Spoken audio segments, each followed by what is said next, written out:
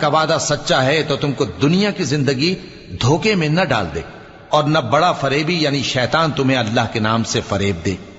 شیطان تمہارا دشمن ہے، تم بھی اسے دشمن ہی سمجھو۔ وہ اپنے پیروں کے گروہ کو بلاتا ہے تاکہ وہ دوزخ والوں میں ہو جائیں۔ جنہوں نے کفر کیا ان کے لیے سخت عذاب ہے، اور جو ایمان لائے اور عمل نیک کرتے رہے ان کے لیے بخشش اور بڑا ثواب ہے۔ بھلا جس شخص کو اس کے اعمال بد آراستہ کر کے دکھائے جائیں اور وہ ان کو عمدہ سمجھنے لگے تو کیا وہ نیکوکار آدمی جیسا ہو سکتا ہے؟ بے شک اللہ جس کو چاہتا ہے گمراہ رہنے دیتا ہے اور جس کو چاہتا ہے ہدایت دیتا ہے۔ تو ان لوگوں پر افسوس کر کر کے تمہارا دم نہ نکل جائے۔